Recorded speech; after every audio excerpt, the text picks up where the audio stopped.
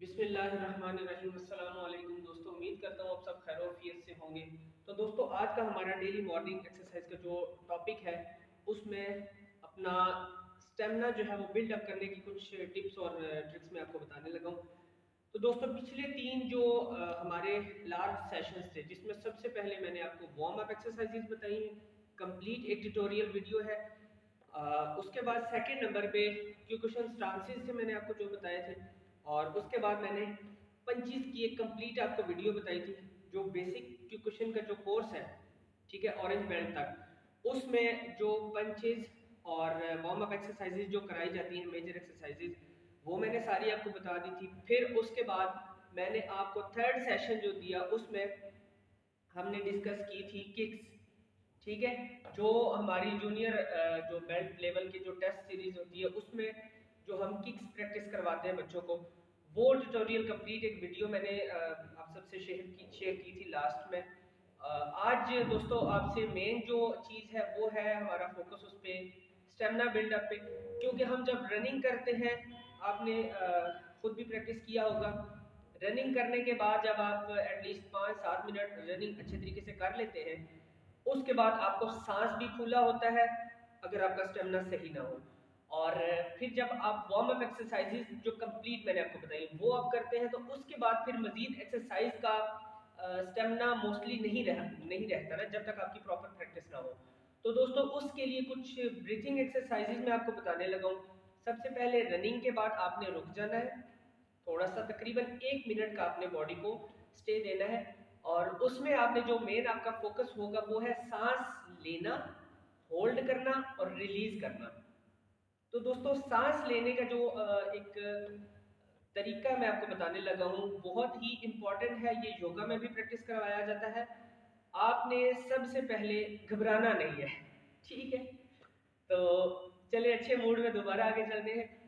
तो आपने ये करना है कि सांस, आप बैठ जाए बिल्कुल, जब आपका सांस फूला हुआ हो, बैठ के आराम सुकून से आपने आंखें बंद करनी है और सांस अंदर की तरफ लेना है, तकरीबन 2 से 3 सेकंड्स तक, या मैक्सिमम अगर आप लेके जा सके तो 5 सेकंड, क्योंकि सांस फूला होता है तो सांस इतना ज्यादा लंबा इनहेल नहीं किया जा सकता।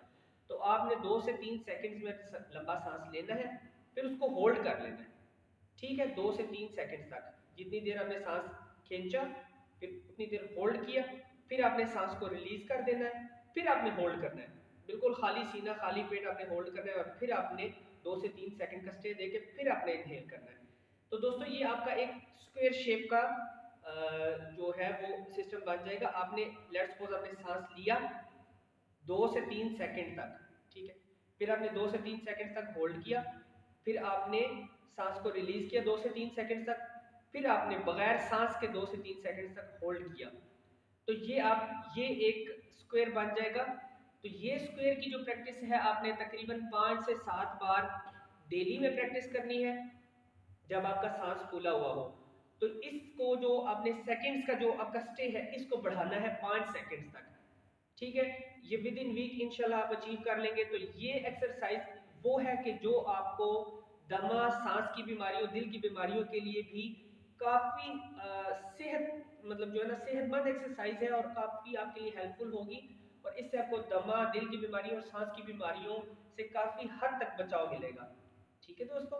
ये एक्सरसाइज इतनी जबरदस्त है, और इसके साथ फिर आपने जो दूसरी एक्सरसाइज करनी है, वो है आपने नाक से सांस खींचना, ठीक है, और फिर आपने मुंह से सांस को छोड़ना, ठीक है। जैसे अगर किसी दोस्त ने जिक्र खफी किया हुआ हो, ठीक है, जो हमारे कुछ सैफी हजरात जो भाई हमारे हैं वो कराते होते हैं, या नॉर्मली अगर आपने किसी अल्लाह वाली किसी महफिल में आपने जिक्र की महफिल अटेंड की हो, तो उसमें एक जिक्र खफी करवाया जाता है कि जो सांस के जरिए जिक्र होता है, ठीक है। तो बिल्कुल उसी तरह आपने सांस अंदर की तरफ इनहेल करना है, सीना भरना है, थोड़ा सा होल्ड करके फिर आपने नीचे की तरफ ऐसे सीने की तरफ आपने, आप देखिएगा,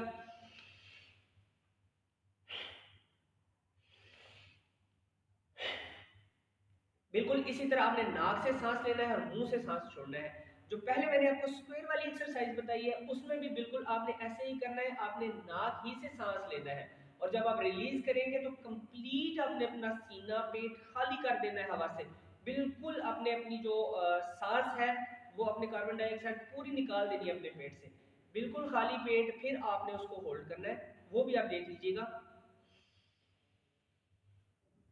यहाँ पे होल्ड कर लिया, तकरीबन जितनी देर आपने सांस खींचा उतनी देर होल्ड किया और फिर आपने रिलीज करना है, ठीक है। उतनी ही देर आपने रिलीज भी किया। फिर अब मुकम्मल तौर पे अगर आपकी सीने और पेट की जो फेफड़ों की हवा है वो सारी खारिज हो गई है, तो फिर आपने उतनी ही देर दोबारा से होल्ड करना है, ठीक है। और फिर आपने सांस लेना है, और सांस आपने हमेशा नाक से लेना है। नाक से सांस लेंगे तो मुकम्मल तौर पे आपके फेफड़ों को जो है ना पावर मिलेगी, और फेफड़े थोड़े से एक्सपेंड होने में पावर लेंगे, ठीक है।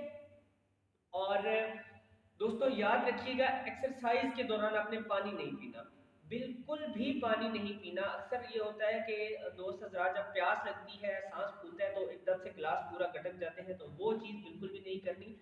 हाँ, शिद्दत प्यास की अगर ज़्यादा बढ़ जाए तो आपने सिर्फ एक दो घूंट जो गला तर करने के लिए, जिससे आपको खांसी वगैरह ना शुरू हो जाए, बिल्कुल खुश गला ना हो, उससे बचने के लिए आपने सिंपली बस एक दो घूंट पानी पीने, ताकि आपका ये वेन जो है वो खुराक की नाली जो वो तर हो जाए, तो आपको खांसी वगैरह ना हो। अदरवाइज इससे ज़्यादा पानी की बिल्कुल भी ज़रूरत नहीं होती है। बेसिक जो मकसद होता है एक्सरसाइज का वो आपकी कैलोरीज को बर्न करना, आपका स्टेमिना बिल्डअप करना। तो जब आप पानी पी लेंगे तो वो आपके जो इंटरनल ऑर्गन्स है, पानी की जो टेम्परेचर है वो डिफरेंट होगा आपके इंटरनल ऑर्गन्स की निस्बत।